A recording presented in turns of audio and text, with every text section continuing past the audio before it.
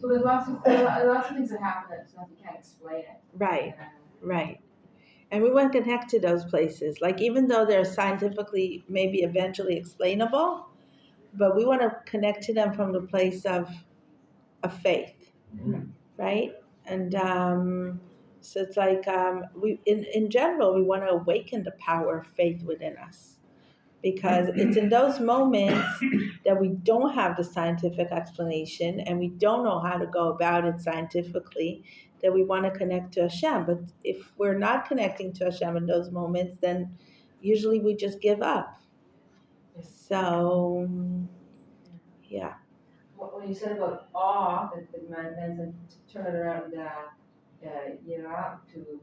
Yeah. if you think of someone that you're really you did that painting, I'm in awe of it. It means you see them. Right. It's the same thing. You can't be in awe of anyone or anything unless you actually see them. Right. Right. And actually, when it talks about the idea of like, there's like the idea of working through and accomplishing. It's actually very interesting. It talks about it in the idea of the Holy Temple. The Holy Temple is not yet holy in the process of building it. We're only sanctifying it after it's built. So in Hasidus or in Jewish thought, we're looking at it as a metaphor to understanding everything that is holy, how we're sanctifying it, how things become holy by sanctifying them.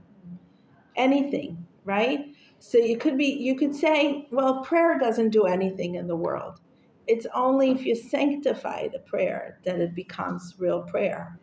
You could say, what's this bracha all about, But it's only if you sanctify it and that you make the connection of speaking mind over matter. You actually make the blessing over this food, and you actually put the blessing into the food, right?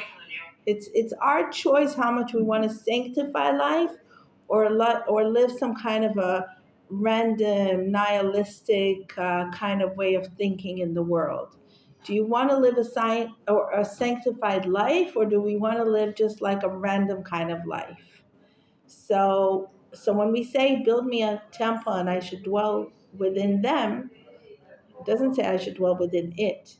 It says I will dwell within them. So we're saying basically I want to make myself into a temple. I want to make my life into a holy temple.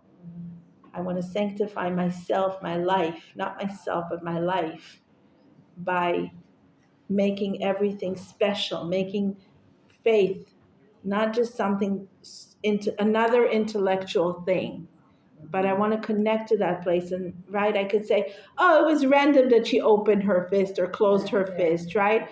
But I choose to look at it different, and that's what puts magic into my life.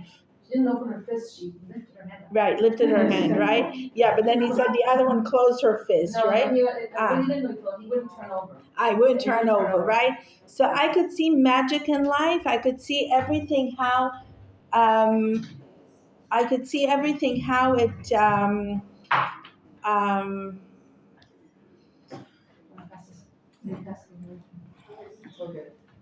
thank you. I could see how life is magical, or I could see how life is random. It's my choice, right? I could say that I'm connecting to a higher place only in very severe moments, right? Like my daughter, for example, she went one day, she was like 5.5 years old. She went literally to the next door neighbor, right? Then a few minutes later, I sent one, like, next building in Pisgat Ze'ev, right? Which is very close to, our neighbors. And I'm like, and a few minutes later, I send one of my kids to get a cup of milk or sugar from them, whatever. And my sister is not there. What do you mean she's not there? Yeah, my daughter. And my kid tells me my daughter is not there. So I'm like, what do you mean she's not there, right? Anyway, we go into a whole fiasco of looking for her for 3.5 hours, calling the police. Like, it became a real serious issue. We called everybody, all the friends, all the neighbors, everybody. 700 volunteers came within like an hour and a half, a 5.5-year-old kid is missing in the middle of nowhere in Jerusalem, So you don't wait. It used to be that you wait 24 hours. Nowadays you don't wait. and it was already dark.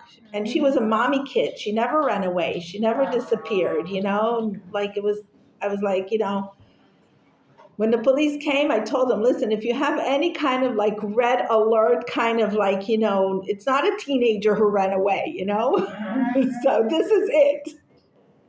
Anyway, she ended up going to a friend where they had a party and they didn't hear the knocking on the door, they didn't hear the phone, and she was there. But for us, it was a connecting to Hashem moment, right? So like for 3.5 hours, then I call my husband, I say to him, listen, there's right in the Talmud, it says, in a moment of trouble, make a vow. Accept upon yourself something good to do, and like to upgrade your spiritual level to a different place, right? So we take upon ourselves something, each one of us separately. 5 minutes later, we found her. Wow. Never mind that they knocked on the same door 10 times, right? It's not the issue. The issue is where the spiritual events, the physical events, where they take you spiritually. Because in the end, we're here, remember, we're talking about Parshat Matot Maseh. In the end, we're here to do our spiritual journey here. And all the physical fiascos of whatever medical or missing our children or whatever it is, right? Or marriage issues or unmarriage issues or whatever it is that we're going through, it's to allow us to look at life a bit differently. Or, you heard that if you want to get pregnant, pray for somebody else. Or anything. Yeah, so I heard that we had a miscarriage for our son, and I had somehow read that. We were in Vancouver still, and so my sister-in-law, his brother's ex-wife, was trying to get pregnant, so I prayed for her, and our son was born, and there's 5 weeks later. Oh, That's so cool. Right? It works in other venues. I lost my tefillin when I helped my family come over to make Aliyah, and woke up on a Thursday morning before Shabbos, near Lake Zikron, but near the airport because we were going somewhere else on Sunday. So I woke up in a panic because this tefillin was given to me by my shliach years and years ago, and I was like, what am I going to do? So right before sundown, I called my dearest friend. I have a friend up in Beitar Lit, who had told me that his father, who was very ill at the time, let him have his tefillin because he had someone else put it on for him anyway. So he took it somewhere in Beitar Lit, and he was in a shop, and he lost it. So in the same way, 2 people were missing tefillin. And he said to me right then and there, you pray for my father's tefillin, I'll pray for yours. Wow. Sunday morning, I woke up, there was a phone call from the airport. It was an unmarked bag.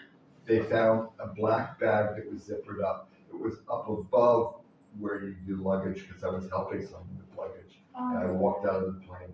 I could have flown anywhere in the world and landed. And it was there on Sunday. And his showed up in the store in Beitar the next day. Wow. So, not just Right. people. Right. So it's like, are we going to allow mystical, magical moments into our lives, or are we going to just let life fly away in a random sight? Mundane. Thank you. Mundane sight. Yeah. It was like, but I also want to add to that idea of like praying for each other. Also, that could stay on a very superficial level. Oh, we found a trick. I'll pray for you. You'll pray for me. We'll find our things. We'll get pregnant. We'll this. We'll that.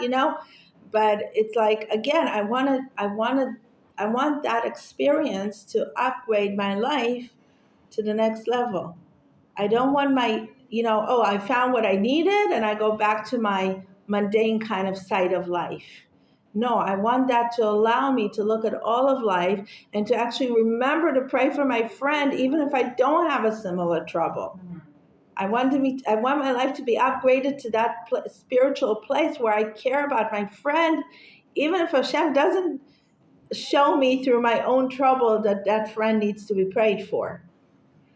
Or I can go to being self-engaged again, and self-centered, self-focused, right? And nothing had shifted in me. So for a moment it did, but then I allow myself to go back to my old me. And then I lose the whole purpose of it. So have I gone through the journey of Matot Maseh? Have I actually moved on, right? So I want to allow that into my life, right?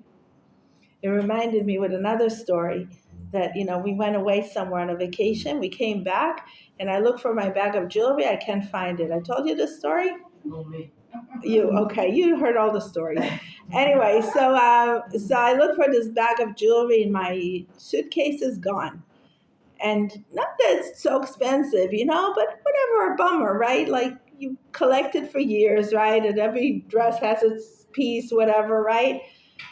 So I'm like really overwhelmed about it. It wasn't even an issue, but I get really overwhelmed about it. And I'm like, okay. So I start saying Gamzula Tova, right? Everything is for the best.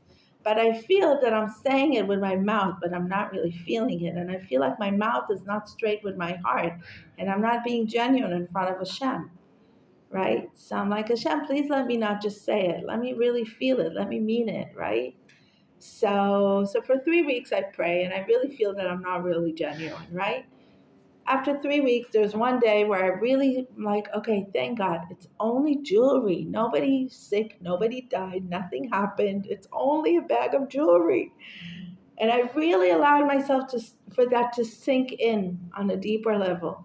That day I found the piece of jewelry, the bag of jewelry, right? In the same bag where I looked 10 times, it was there. It was just waiting for me to do my spiritual upgrade. The same thing happened to me, but I didn't find it until now. Okay, you'll find it. No, I found it. I found it. I found it. I did do that, but I didn't find it until like a few weeks later. And I did the same thing. So. Right. Yeah.